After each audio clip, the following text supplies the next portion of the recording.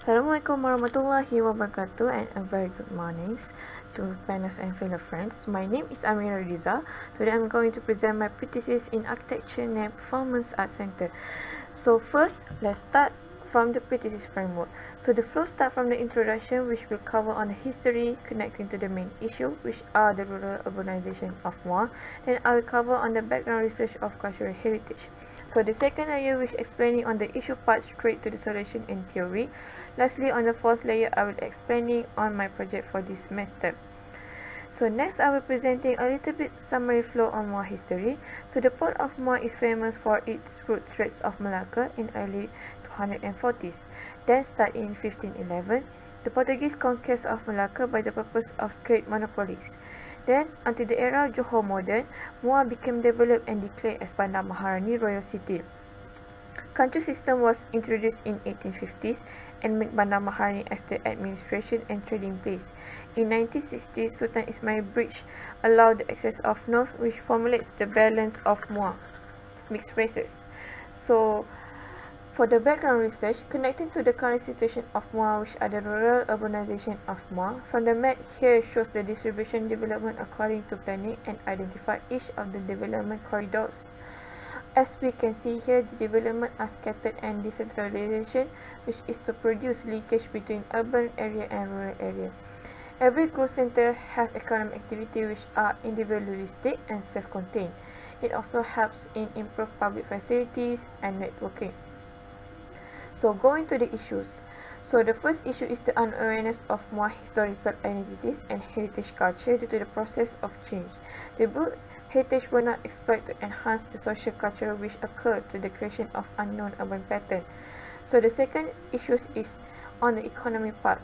Youngsters are more prefer to migrate out to urban city to find job opportunities and new lifestyle. There are also decline in traditional and cultural trades due to the commercial business which slowly replace the traditional trades. So the third issue is the limited of social integration space and entertainment leisure. This is because the cultural fragments which are scattered within Muar. There are no connection between gallery, performance and art event. We can also see the influence of popular culture were more stronger than the traditional ones. So this is a slide showing the current situation of the site. The site has now become Bentayan Bastamil and also there are a few of both activities. People selling during start at 5 p.m. The site become a place for food and beverage where stalls are open on site until 12. So the value and history of the place are now become unknown.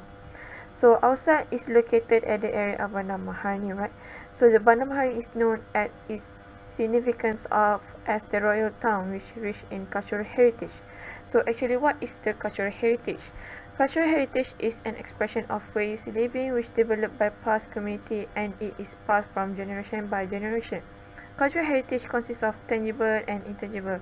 It can be distinguished as built environment, natural environment and artifacts. And as we can see here, performance art is one of the intangible components in cultural heritage. Intangible cultural heritage is a form of expression, language, utterance, and others. Now it becomes extinct due to the reason of the change in traditional and transition towards the modern times. Theatrical performance, sound, music arrangement are and also heritage that reflect the Malaysia culture. So next slide shows the list of cultural heritage of Muar. So next is the framework of choosing case studies is based on the proposition and the preservation of the new PSC in Muar. So the question is were asked in reflecting the case study chosen. Most of the case studies stated that their place are for social engagement which are cross-cultural between communities and it also provides facilities for all ages which they can appreciate and support. So next is the theoretical of place attachment which mainly reason for survival and security, co-support and self-regulation and continuity. Cantor model can improve social activities and concept of what the social needs. So why is performance art center is because of the place-making concept by the idea of revitalizing public spaces by bringing improvement in social opportunity and social activities. It is one of the process of planning qualities such as creativity, diversion, and others that can contribute to the well-being of the local community. So, why do artists committed to performance art is because they use it as urban regeneration to promote tangible improvement to community. increase public interaction, and also increase the sense of identity. So the center culture also has become more like a social gathering where synergy and roles are combined together. So next, I will start to brief on my project. So our proposed site is the Bantayan Basamina site with our proposed site is the Bantayan Basamina with a lot number of 4650. So the land use are for the commercial area and is situated near to the Sultan Ismail Bridge. So the design proposal of PAC Center, which aim to create an inviting spaces for all people interested in culture of Muar, a space to explore and develop talent and also opportunities. The design objective is to design, create an urban space to celebrate, to preserve the culture and create opportunities, to encourage learning through festivals and also to facilitate cultural activities. So the client is Badan Warisan Malaysia, engage with the local resident and tourists to educate, engage and empower. So next is the program discourse of my PSA project, which consists of 4 main ideas. Start from the public realm, connect to the performing arts center. Next, go to the museum, combine with the gallery, and lastly towards the learning center. So the project vision start from the idea of interconnectedness on the ground through open space. The start sketch out the idea of public realm, then complementary these two function together. On the zoning part, where the visual axes are divided on the side, on towards water edge area and also on the main road facing the old shop houses, the public junction are placed along the main access nodes, while the semi-public are placed at rear. So the activity nodes are created on the ground floor so that the pedestrian movement can freely flow. The transitional edge anatomy from the old shop houses are applied to give a localized expression and adaptability to the surrounding. Next is the green part, where the terrace garden is punctured in center, which give visual sideline. So for the form development, it start out with engaging the river and the land and start to zone out each main space such as building, green and service. Volume up the possibilities and interlocking space between both building up the possibilities. Then start plan out the landscape. So lastly, start to level and detailing space out the facade and final look.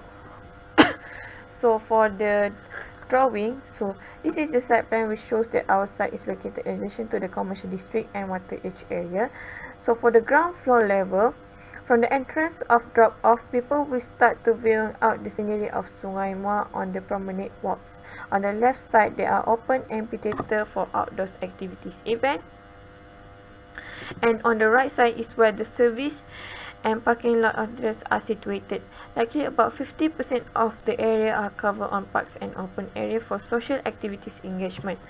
So for the space, as you can see, the plans are naturally divided into two, where the left are the auditorium and the right is for the public use such as cafe and open gallery. So this is the basement plan.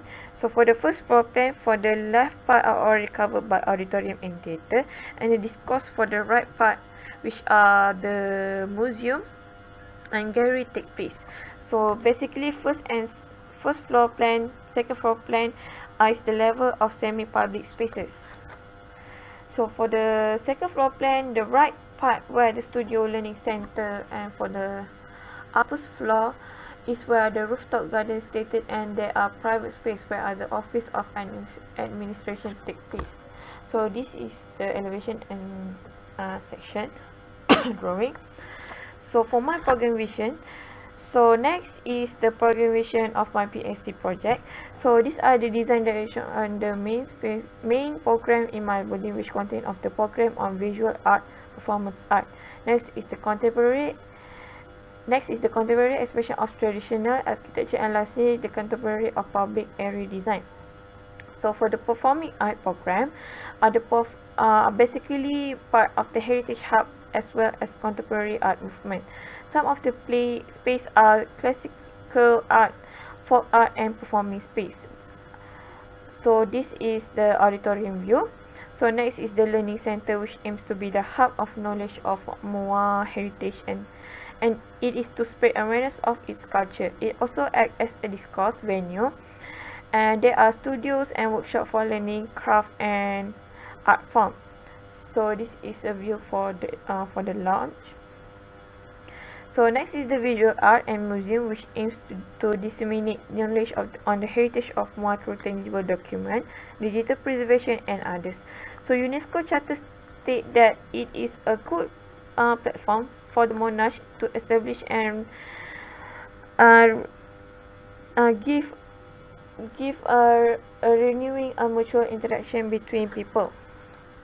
So this is the view of gallery for my PhD project. So next is the public realm aims to promote strong sense of place, a distinct and positive identity which respect the environment, which coordinates with new development. It also to promote the water age area as part of its cultural and educational resource, which as you can see, this is the prominent view. So I think that's all from me. Thank you.